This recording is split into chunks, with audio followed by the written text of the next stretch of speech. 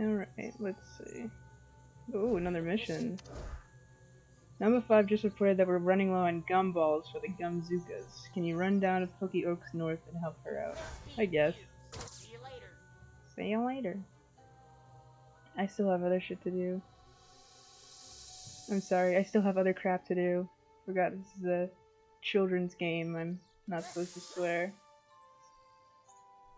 Another thing that sucks about this game is if you don't have a vehicle, like this is as fast as you go. This is it. This is peak speed. You pretty much have to walk everywhere. So long as you're in like the future, I believe this stage of the game is called. So it's a bit of a slow burn. It really is. Gives you time to really think about what's important to you in life, you know? You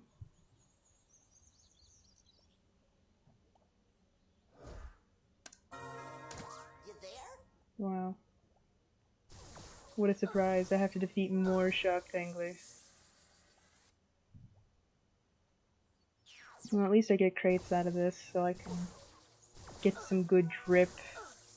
I'm gonna try and only do blue and neutral colors for my cosmetics, you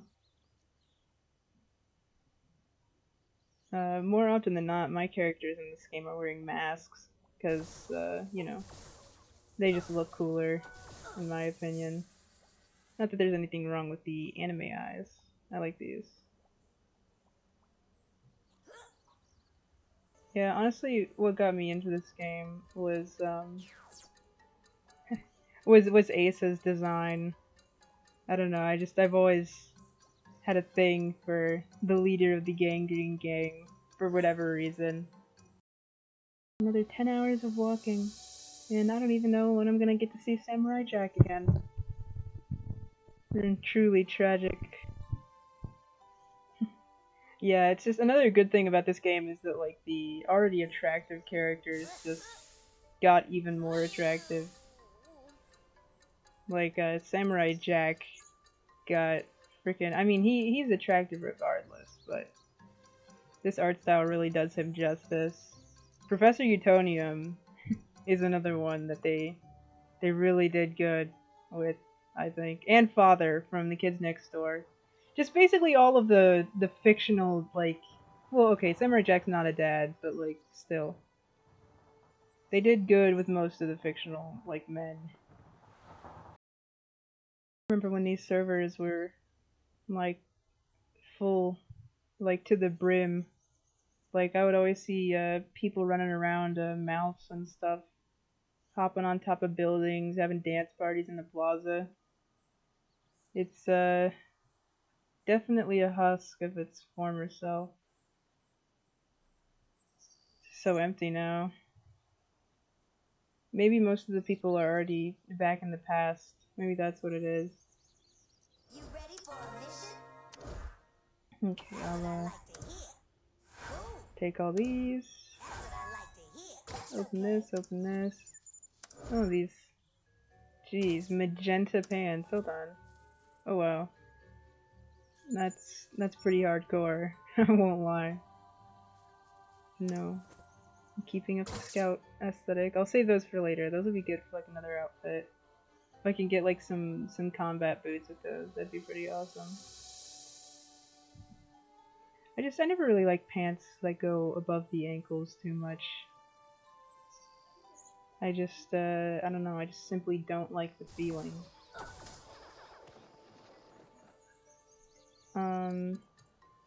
Yeah, I don't know how I feel about the, overall aesthetic, I guess, of FusionFall. Because while I do like the design for, like, the characters and, like, the art style, I just feel like the overall atmosphere is just very, like, dingy. It's just very gross. Which, I guess it makes sense for a game that takes place after, like, an apocalypse and everything. It's not supposed to look appealing, but it's like, I just feel like it doesn't really have, well, like, it has a style, but it's just not, like, a very, like, distinctly cartoony one. It's, like, a little too, like, attempting to be photorealistic for me. See ya. And like you can kind of see it in the cul-de-sac, I guess, more obviously, because it's like they have like Peach Creek and like the cul-de-sac and like the little trailer park next to it and everything, but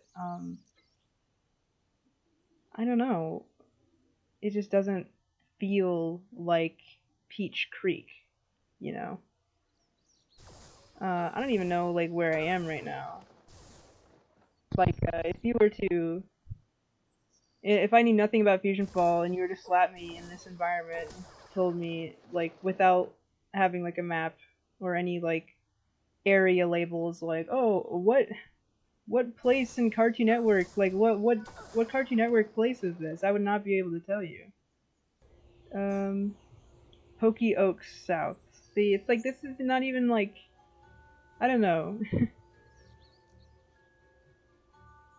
I mean, it's serviceable. It's like an environment, you know. It's a place to be.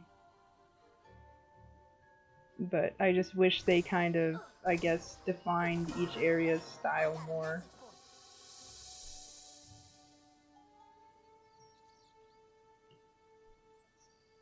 I keep pressing V, thinking that my little kimchi cloud is gonna be there, but it never shows. Burger Frenzy. Number 1. Jeez, hold on. What the fuck is number 3? Man, I can't even. The textures are so low res, I can't even read the menu item. But number 3 looks like way too expensive. Yeah, I think the Townsville house is like around here somewhere. But the Mouth's grocery store, I'm pretty sure this is like where one of like the Cartoon Network bumpers took place. I remember like Professor Utenium got like locked out of his car or something. I miss CN City, man. I really do. You ready for a mission? That's the way we like it. Come back whenever. Alright, thanks. I'll bet you need a mission. I do. See you soon.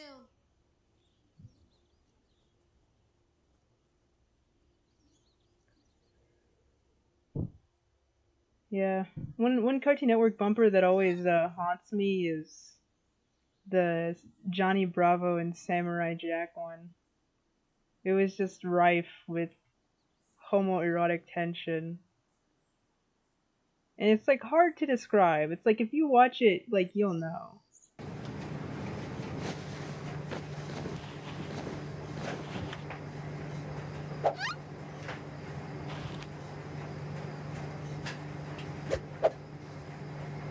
You just know. The way that they gaze so longingly at each other and like the aching silence. I don't know, there's just something so poetic about it. And then it's like, you know, Jack's robe getting dyed pink because Blossom left like her nightgown in the wash and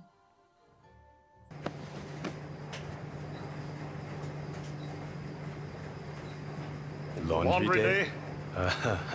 Yeah. Yep. I think the animators had to have known. Like there is no way that a bunch of people sat there collectively, animated that, and was like, yeah, that's completely heterosexual. That those are two heterosexual men. I just don't believe that. Yeah, I'm pretty sure you can climb that tree actually. The little Sector V treehouse.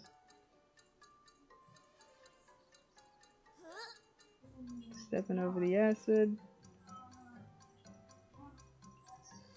Yeah, I've been listening to Korn lately. I'm sure. I mean, I feel like it's been like long overdue. I keep seeing the shirts in Hot Topic, and I'm like, man, I really want to buy a Korn shirt, but I don't listen to enough Korn to warrant that. I have like a Pink Floyd shirt in my closet, and like I wear it sometimes, and I've got compliments on it. They're like, oh my god, like I love your shirt, you know, like Pink Floyd, hell yeah, and I'm like, haha, hell yeah. And then I just like don't listen to Pink Floyd. I've listened to like a few songs because, you know, my dad was heavy into Pink Floyd, as most dads tend to be. So, oh my god, I gotta go all the way over to the fucking cul-de-sac, dude. I mean, I guess it's worth it for the warp zone, but damn. Oh, this person's cool. Oh, that's hardcore. Their outfit's so epic. I hope they didn't notice me staring at them. That would be really embarrassing. Yeah, there's a lot of artists or like bands that I need to get into so I can stop being a fucking poser.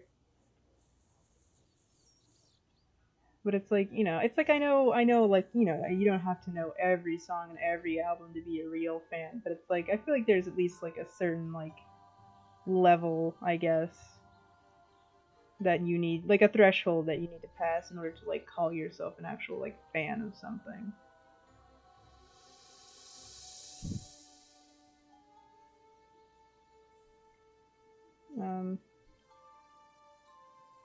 I hate to be that guy, but I like to think that I listen to a little bit of everything. And I know that's a very normie response, but it's just like sometimes when I like listen to metal, it like puts me in like a certain headspace. Like I guess it kind of goes for like most of the songs that I listen to. It's like if it's like an upbeat song, like I'll start feeling happy. I'll start thinking happy thoughts. If it's like a really angry, aggressive song, like I'll start like getting fucking mad, like scowling and nothing. I'll be thinking about all the things that make me mad. That's kind of what happens when I listen to like metal or like hard rock. Like I'll just get into a fucking mood where I'm like, yeah, like fuck society. I hate everything. And it's like, it's one of those like metal is like a genre that it's like I should really only be listening to it while I'm already mad, so that I don't know, it like kind of helps me, I guess, process those thoughts better. But like if I listen to it while I'm not mad, it will make me mad, if that makes sense.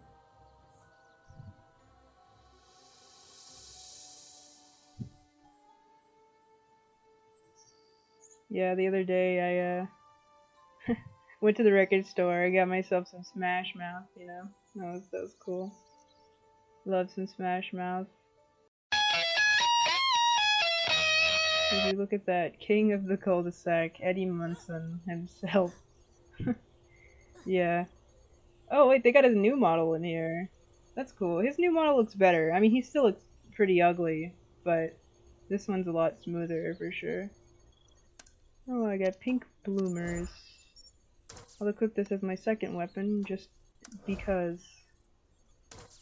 181. Okay, yeah. I'll sell everything else. Okay, Ranger Becky. I don't want these freaking jet ray things. They mean nothing to me. They're worthless. This is tempting to keep because it's blue, but I know I'm not gonna wear it, so I will simply dispose of it.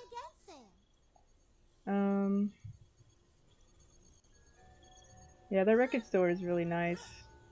I mean, there's like this one creep that tried to put a move on me while I was there, which sucked, but I don't think I'm ever gonna see that guy in my life again, so. Or at least I hope not. Because I definitely want to go back, but I just don't want to run into him again. That's the life of XX Blue _ Scout XX. Sadly, I mean, I can hardly leave the house without my crazed fans chasing me down in the street. I'm just like, that, what's his name? That really hot goth bad boy, King Cobra JFS. Yeah. It's not easy being successful rock stars like us,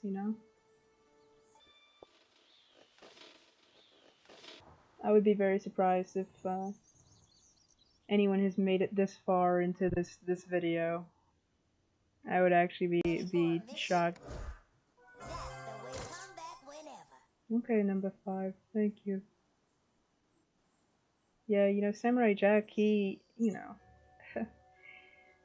just so noble. He actually set aside his quest to return to his original timeline to like help ours. So like, I don't know. I just think that he deserves a little more recognition for that.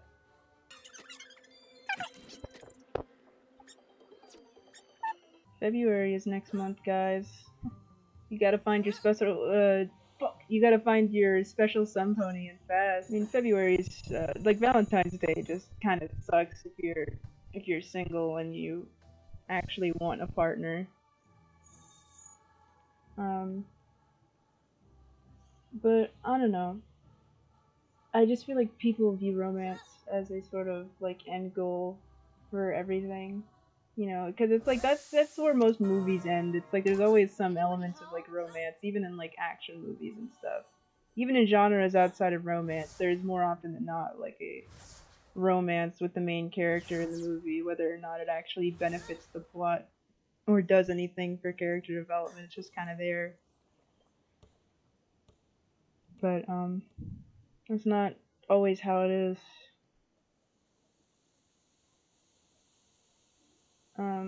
Everyone always says like, oh, you have to love yourself before you can truly love another person, but I don't think that's true.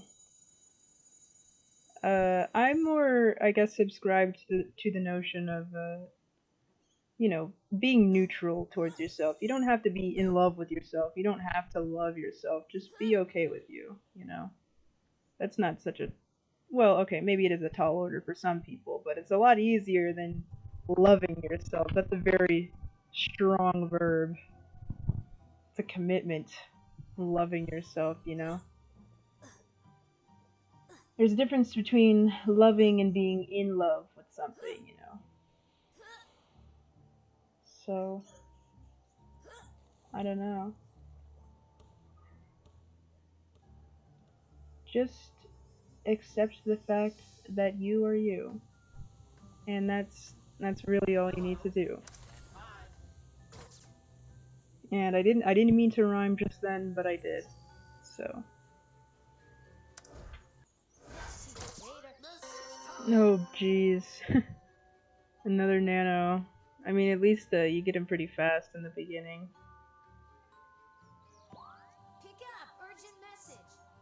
Yeah, the other day it was Friday the 13th. So, me and my girlfriend watched Freddy vs. Jason. It was, well, needless to say, it was pretty freaking awesome. I mean, it's Freddy vs. Jason. Nice to see you. Honestly, gotta be one of the best Friday the 13th movies in the entire franchise, if I'm gonna be honest. Some people aren't ready for that, though. You know, a little thing called the truth. But that's just how it is. God, it's just so freaking cool. It's like WWE, but with like two of the epicest slashers of all time.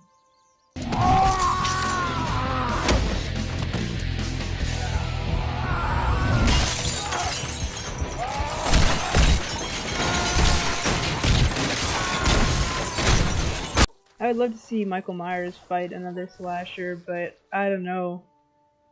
Freddy vs. Jason was like a relatively fair fight, but I don't know. I just feel like pinning anyone against Michael Myers is just an immediate death sentence. Like, come on. No one can survive the fucking man, the myth, the legend, the boogeyman himself. Like, that's essentially just sending the other person to their grave.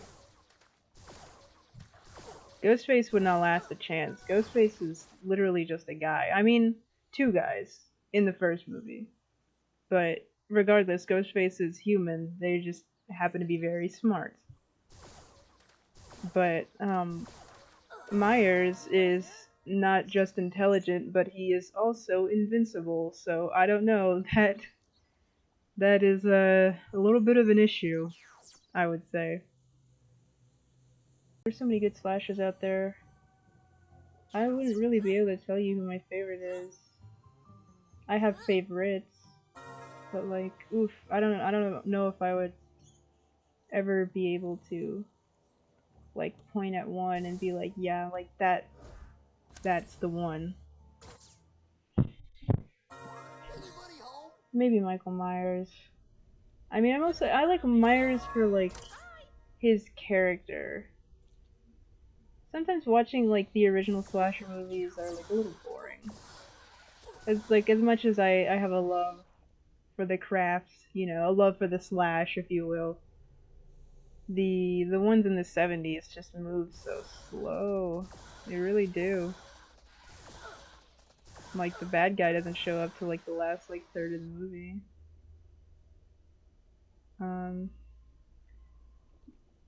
The original Texas Chainsaw Massacre was very like such a weird film.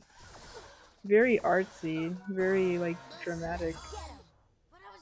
Not to say that, you know, slashers aren't supposed to be dramatic, but it was just like abstract in a way. There was a lot of screaming, maybe a little too much screaming. If you know, I may be so bold as to say there's too much screaming in a slasher film, but it was just like an inappropriate amount of screaming, you know. Like that is literally all Sally Hardesty would do. Just scream, scream, scream. It's like, I get it, like it's scary. And they didn't really do a lot of editing back then. You know, it's different times now in the 2000s, which is the time period that I'm in. You know, we have Bandicam and Windows Movie Maker. You know, epic modern technologies. But back in the 70s, they were not so fortunate, and YouTube didn't even exist, if you can believe it. They just had this thing called television and the radio. Ugh. I love my Peter.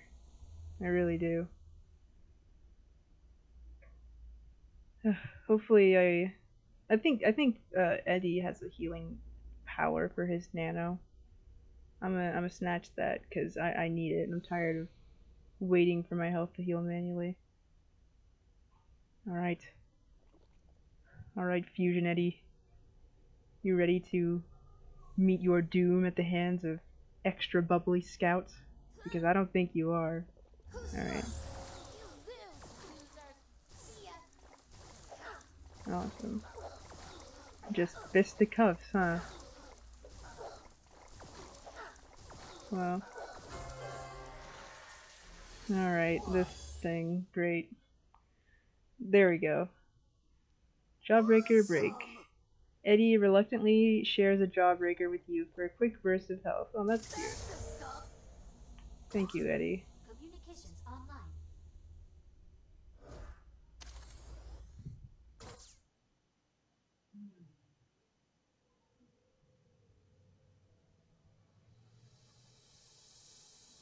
They ought to teach this in school. It's not always cool to be cool. What? You try to play you for a fool. Like you see a girl who's unique. It's a treat, cause she's sweet. And she really seems to knock you off your feet.